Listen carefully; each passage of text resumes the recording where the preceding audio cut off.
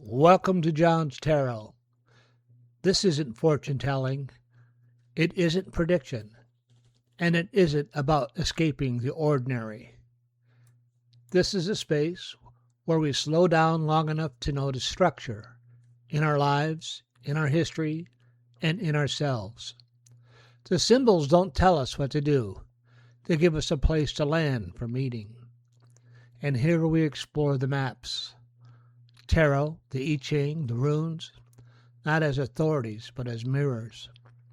What emerges is already there. We're just learning to see it more clearly. If you're walking your own path of integration, if you're caring less than you used to, or if you're simply curious about how structure becomes alive, you're in the right place. Let's begin. Hi, welcome to John's Tarot.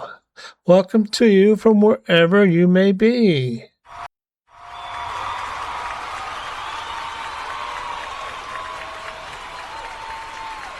Thank you very much. Hey, I want to give a quick shout out to Izzy from Australia. I hope you're doing well out there, everybody. So this week, I'm going to talk a little bit about, I've been listening to this guy named Father Chad Rippinger. And Father Rippinger talks about, he's an exorcist, and he talks about, people being possessed by demons and how demons interact with people. And I've been watching them and my own personal experience. First, let me tell you, I'm really not a Christian. And I was raised in a Christian home, and I went to a Christian school for a couple of years as a Catholic. But when it came time for me to get sober, I had so much problems that I went to the Catholic Church, and I didn't go to the priest. I wouldn't, receive communion and did confession, and it didn't help me. I just continued in my same behavior. And I remember one time I was sweeping up around this food truck run by a local Christian organization. And I briefly explained what I was trying to do and, get clean, get sober. And what they told me was, good luck. And which was kind of like what the universe was telling me. If I was going to use that system in order to change my life, good luck. And then I ran into Buddhism. And I got an instant reaction from Buddhism. And I got an instant answer to one of my prayers. And I just kind of look at that like, if there's a God out there, he goes, no, there's a path for you. And this is the path I want you to follow. And it's been useful to me.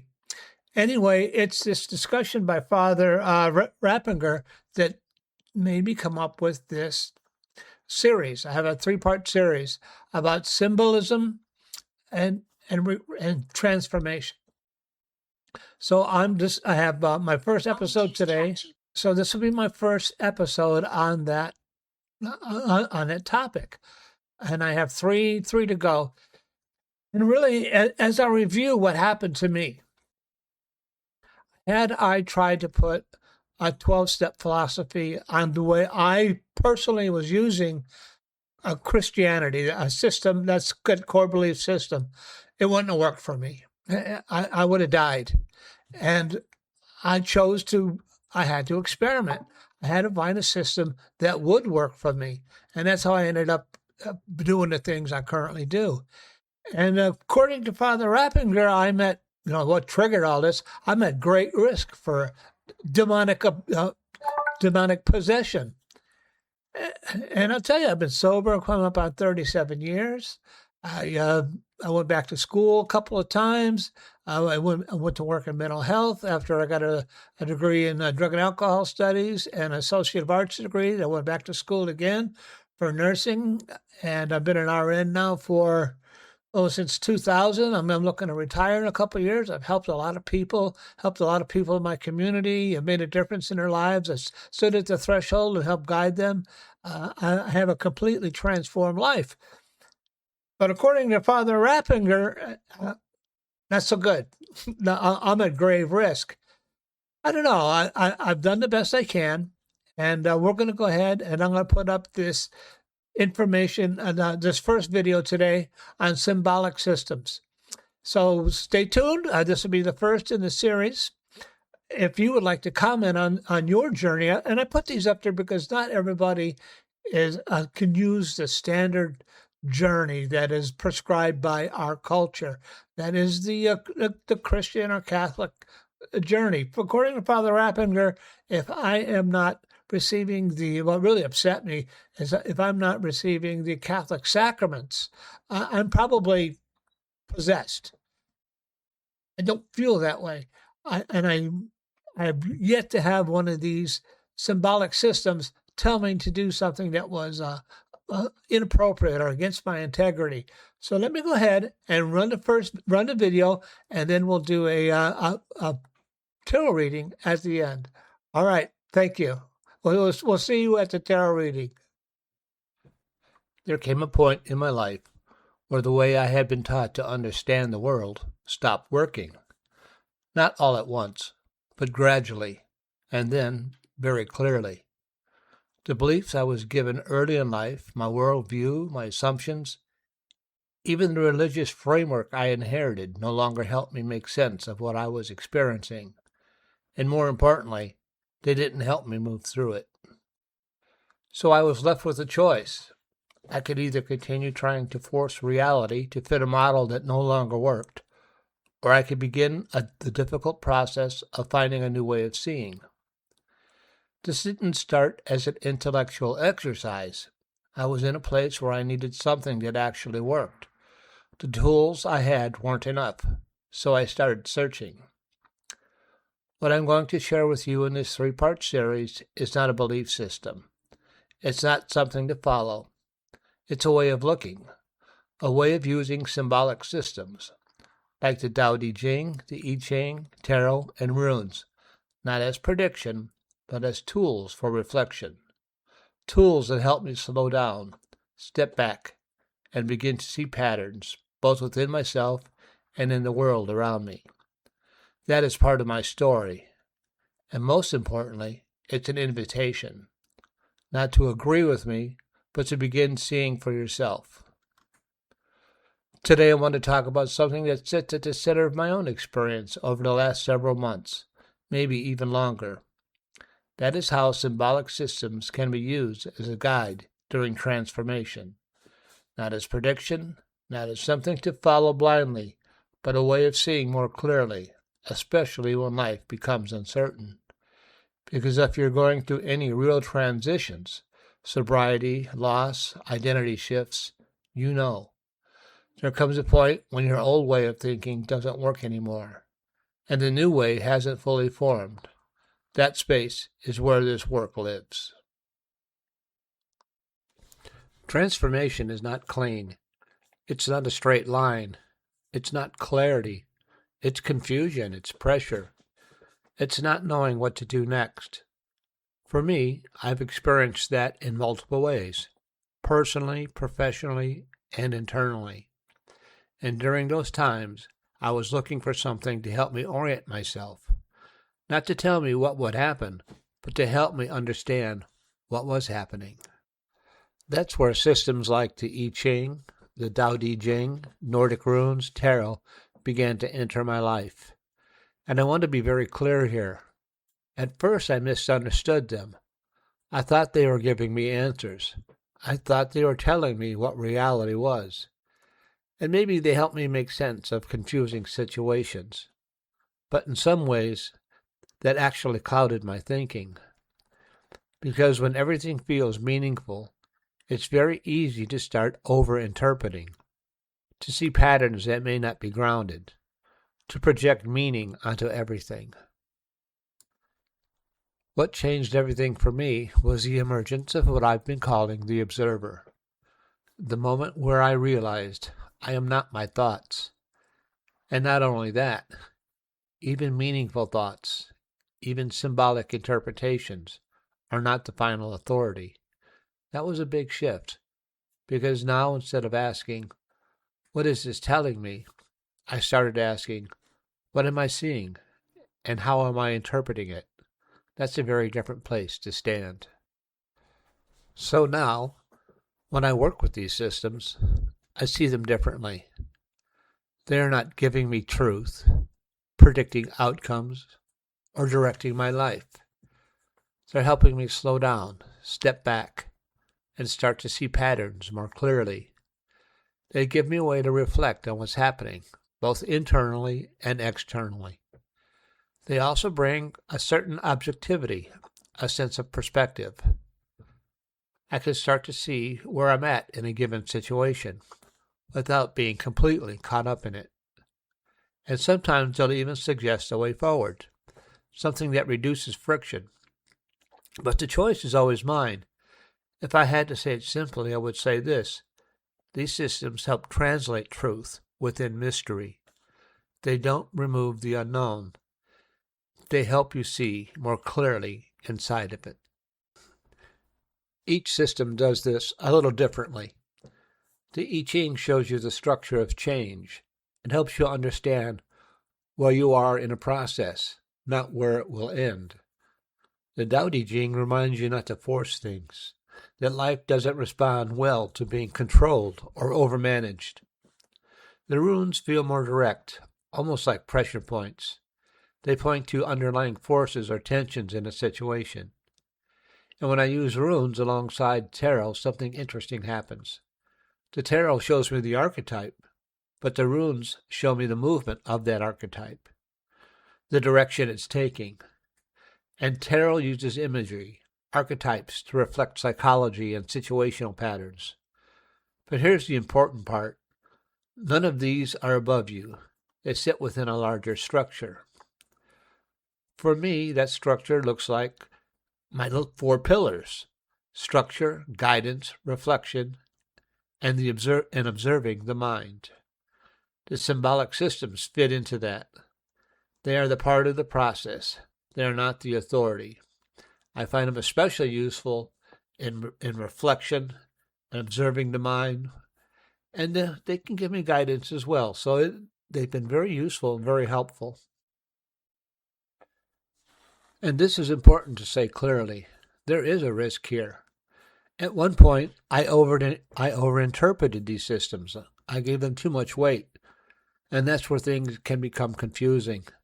Because if everything is meaningful, nothing is grounded.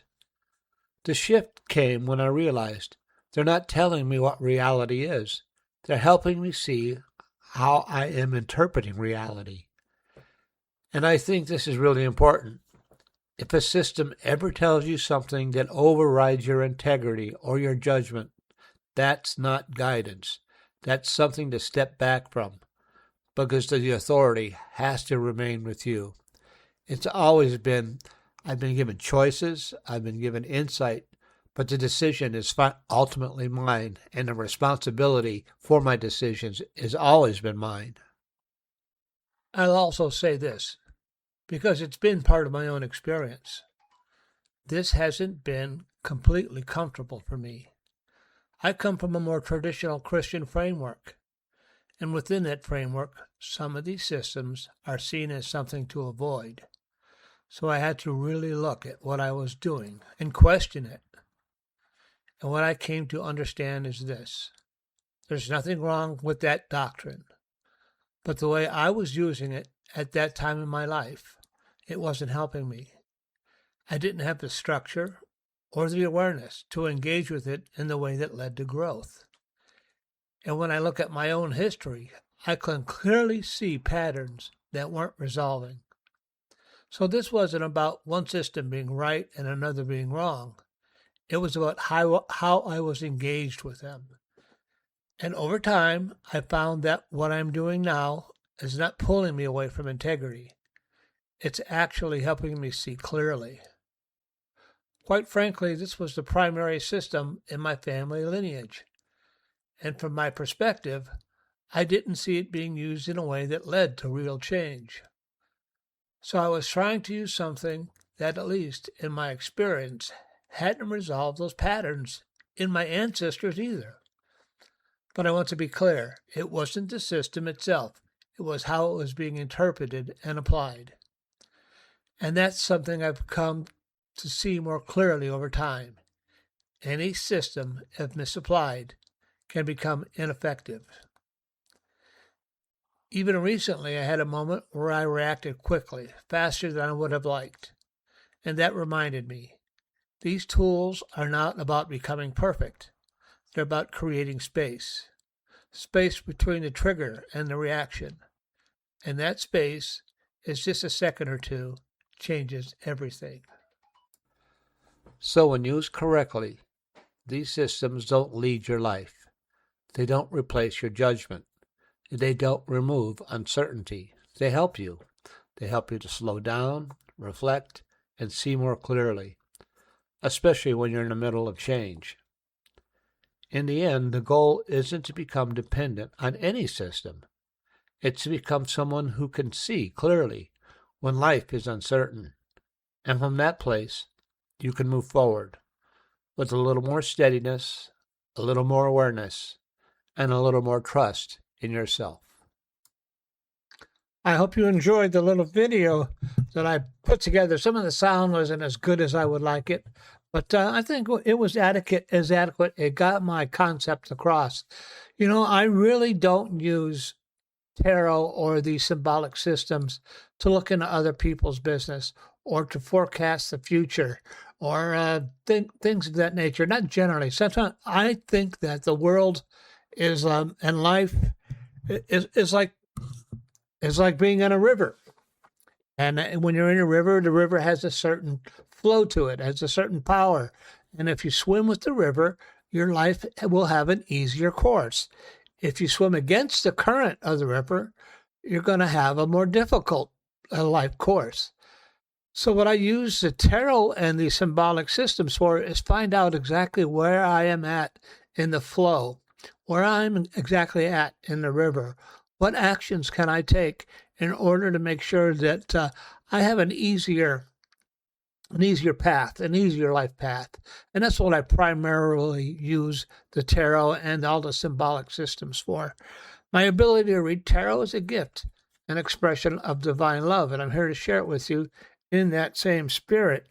And I have a tarot reading for everybody today.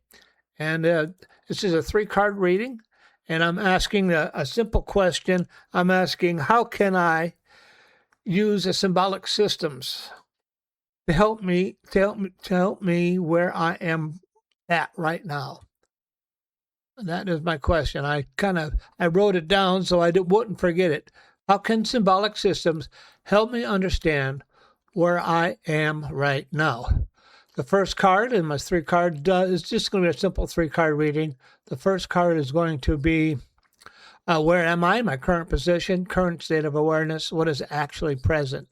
And this anchors the listener. 2, what is being revealed, what the system is showing me, what you may not be seeing clearly, what type of emerging awareness. Well, this will reinforce, but not predict. It's more of a reflection. And then 3, how to move forward. What orientation, not outcome, attitude or approach. Next step in awareness. And that's the type of reading I'm going to do today. And I'll throw some runes on it too. Yeah, I was watching this Father Rappinger, and I know I've taken a different course in life. And like I said, had I not taken a different path in life, I wouldn't be here. I wouldn't have been able to make a difference in the lives of others. I wouldn't have had a full life. And I still have some problems. I wish I could tell you that these symbolic systems have helped me overcome all my problems in life. Have not. I still have some problems, and I still make mistakes. And that's just what it means to be a human being, as far as I understand. I'm never going to be perfect. I'm always going to have some problems. Father Rappinger seems to indicate that if I follow the sacraments of the church and be delivered from all my sins, I'm going to be a perfect human being. I just don't see that happening in me or in any human being. And I don't know if it's happened in him even. He's obviously a very holy and principled man, and he has seen things that I haven't seen. I don't deal in exorcisms and demons. So how can symbolic systems help me where I'm at right now? And that's right now in my current, can I see one fly in there? Right now where I'm at in my current life, in my current situation. How can how can symbolic systems help me where I am at right now? How can symbolic systems help me where I'm at right now? Cut the deck. And I'll throw some runes on this too. How can it help me where I'm at right now? Symbolic systems. The Nine of Wands. The Four of Swords. And the Three of Wands. I'll throw some runes on this and do the reading. Well, let me know, where are you at in your journey? Are you in a transition? And what is your way forward? What have you found useful in moving forward in your life, in overcoming any obstacles or problems you may have had in your life? Odin, free up and help guide this reading for the Nine of Wands, Four of Swords, and the Three of Wands. How can symbolic systems help me move forward from where I am at right now? And then for the Nine of Wands, the rune is Orthelio. It has to do with inheritance. And for the Four of Swords, the rune is called Iwas. And for the, you see that one, yeah. And then for the third card, for the Three of Wands, the rune is Uraz. I usually read, I'm doing this a little later in the afternoon. I had a medical appointment today, and I was out running errands, and I'm doing this late in the afternoon. And it'll probably be posted sometime tonight. I've got some things to do. My first card is the Nine of Wands. That is the tarot card of the veteran. And where am I now? I am a veteran of these types of things. Where am I at? Right? I'm experienced. I'm a little beat up and tired, but I'm willing to take on more challenges, and that's what I'm doing here, doing some videos. So that's where I am at right now. And in terms of life, maybe my videos aren't doing as well as I would like, and maybe my podcasts aren't doing as well as what I like, but I think it's worthwhile enough that I'm going to continue doing this in order to help other people. And the rune Orthelio, this has to do with inheritance, history, family. Sometimes you have to let go of things in order that things be stripped away in order for you to collect your full inheritance. And so I'm an experienced warrior. I'm experienced in this types of thing. And I might have to have some things, and this is my inheritance. The whole recovery thing, this whole path has been what I inherited. As I look at my family history, I can go back, oh my God, 3-4 generations. My great-grandfather was a moonshiner and arrested for it. My great-grandmother was a bootlegger and arrested for it. Alcoholism has been in my family for many generations. So I inherited certain things from past generations. And I am the only one in my lineage ever to get sober, ever to have a transformation. And that's why I think it's so important that I'm putting this out there for others who may have been having problems as well. Just because you have a family history of it doesn't mean you have to be damned to it, doesn't mean you have to be sentenced to it. There are other paths forward. And then the second card has to do with what is being revealed. What is being revealed? Well, what has been revealed to me is certainly the past family history of unsuccessful pattern changing using the standard systems available in Western civilization. And we know, and you know what I'm referring to. I had to choose another path, and my past ancestors didn't have those tools available to them. What is being revealed to me? I think what they would be revealing to me is that they would approve of what I've done, that I've been able to resolve the family history, the family problems, and I think they would approve. They would say, "Yeah, you did a good job." If I were to look back and ask my great moonshiner grandfather, he would say, "No, no, you did what you needed to do to have a good life." And then where am I at right now? What do I need to do in order to what is being revealed right now? I'm kind of in a holding pattern. I'm waiting on the will of heaven. The rune is called. Well, I'm always forgetting. The rune is called Iwaz.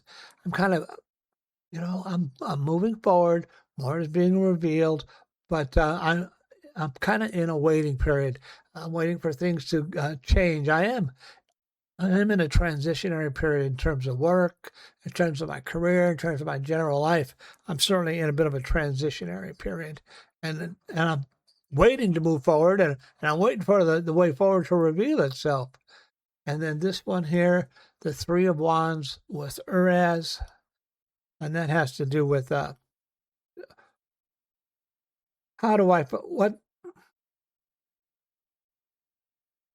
do I need to do to move forward? What I need to do to move forward, I need to watch. I've made some decisions. I'm standing there looking over at some of the decisions I've made, wondering what kind of outcomes I'm going to have to, what kind of changes I am going to have to make to achieve the outcomes I want to achieve. And I'm sitting there looking, and I'm waiting for some signal from the universe.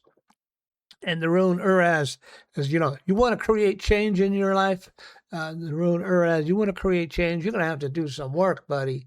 And that's what I'm going to have to do if I want to create any change in my life. So, work. The pain. That's what I say about work. So for now, we're going to go ahead and wrap this up for this week. Goodbye, Professor Marvel, and thanks a lot. Well, it was my pleasure. I hope you enjoyed my little podcast. Let me know from where you're at in the world. I fully expect I'm going to receive some flack as a result of this podcast, and I know it's going to be a little controversial. That's just the way it has to be for me. I'm okay with that. Send me an email. Let me know what your controversy is. I could be found at johnstarot.net. You can send me an email at john@johnstarot.net, and I'll read some of the emails off. Or if you want to send me in an email with your location, I will, I'll give you a shout out, and with your location, you send me your location, and I'll send you a little shout out at the beginning of your podcast. So until next week, be careful, be cool, be kind. Remember, have courage, find faith, and I will see you all again next week. All right, bye-bye.